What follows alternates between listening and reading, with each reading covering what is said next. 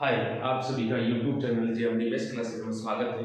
आज के वीडियो में हम कक्षा 10 गणित की पहली प्रश्नावली यानी 1.2 का अच्छे से सॉल्व करेंगे। आप वीडियो को अंत तक देखिए। इसमें दो ही क्वालिटी के प्रश्न है ना, दोनों को हम अच्छे तरीके से सॉल्व करेंगे। आप पूरी प्रश्नावली को अच्छे से कर सकते हो।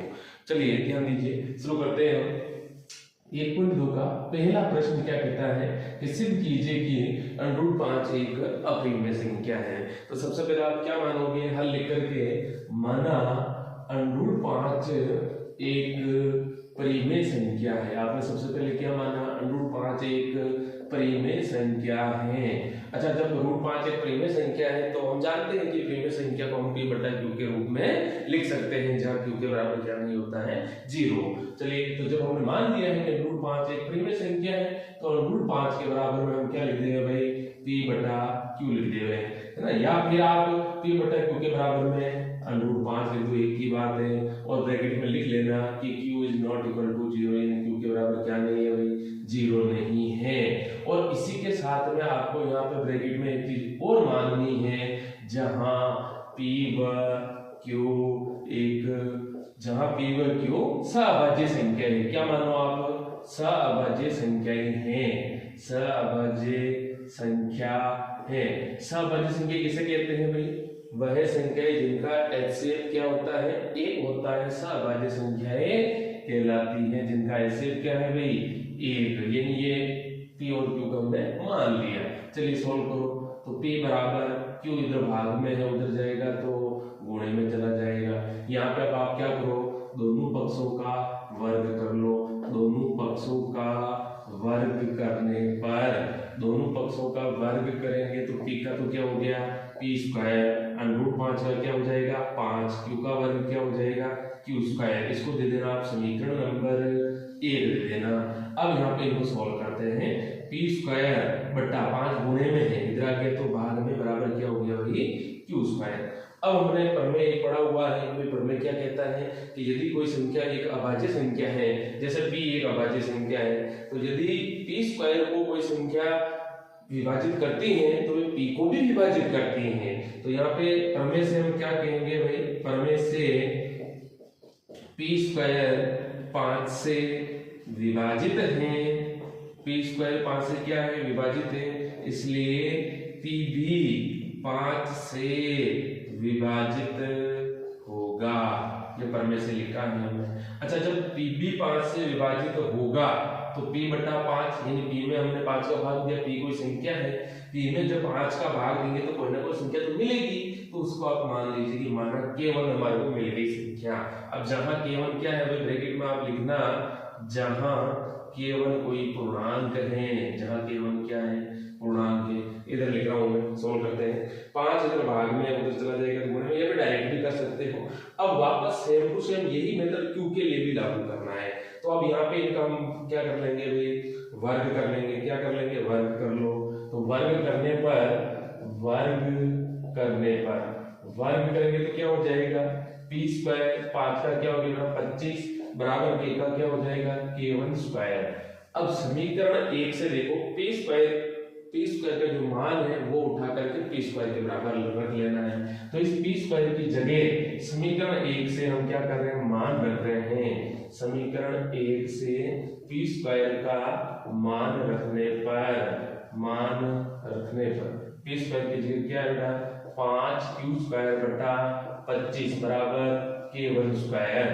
तो कट गया ये 5 और ये 5, यानी अब यहाँ पे क्या स्पष्ट हुआ, q² भी 5 से विभाजित है तो q भी 5 से विभाजित होगा, यह प्रमेय कहता है। तो पुनः हम लिखेंगे, प्रमेय से q² 5 से विभाजित है, q² 5 से विभाजित है, इसलिए q भी 5 से विभाजित होगा। q भी क्या होगा, 5 से विभाजित होगा। q भी 5 से विभाजित होगा, ठीक है। अच्छा, जब q भी 5 से विभाजित होगा तो कोई ना कोई संख्या मिलेगी।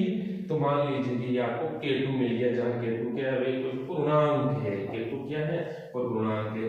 तो q बराबर क्या हो जाएगा, 5 भाग में तो चला गया तो गुणे में चला गया।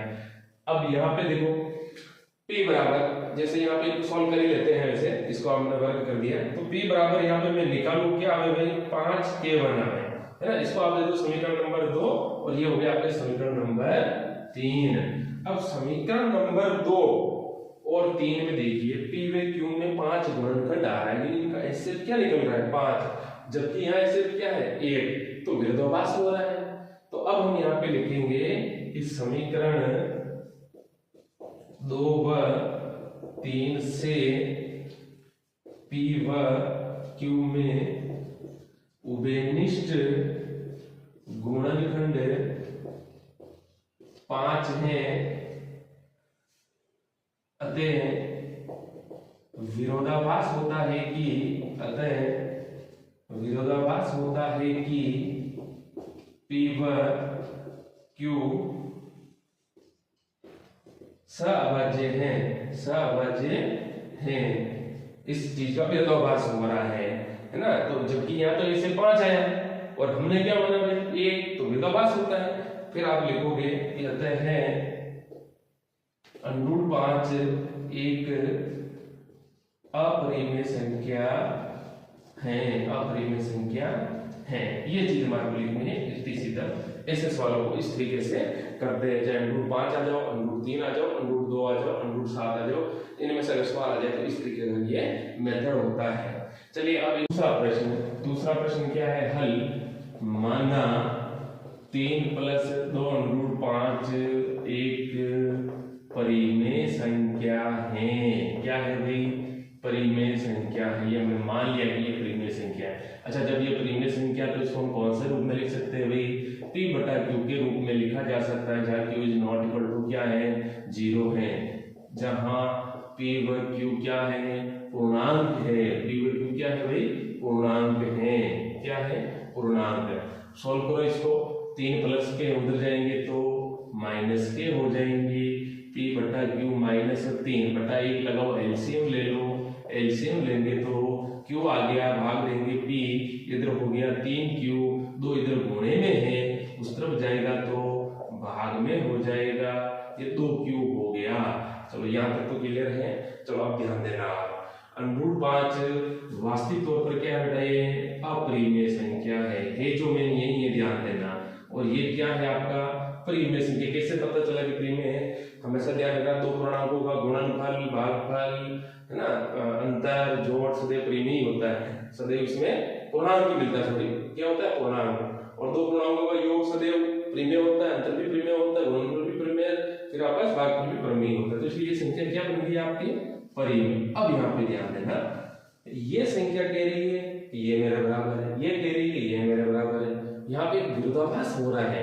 और इसको आप दे देना समीकरण नंबर 1। अब मुख्य बात, लैंग्वेज क्या लिखते हैं यहाँ पे ध्यान दीजिए, हम लिखेंगे क्योंकि p - 3q/2q एक परिमेय संख्या है, तब √5 भी एक परिमेय संख्या होगी। लेकिन कैसे भी लिख सकते हैं, परंतु √5 एक अपरिमेय संख्या है, परंतु √5 एक अपरिमेय संख्या है। इसलिए आप क्या लिखोगे, 3 + 2 √5 एक अपरिमेय संख्या है, इति सिद्धम। इस तरीके से हमारे को लैंग्वेज लिखनी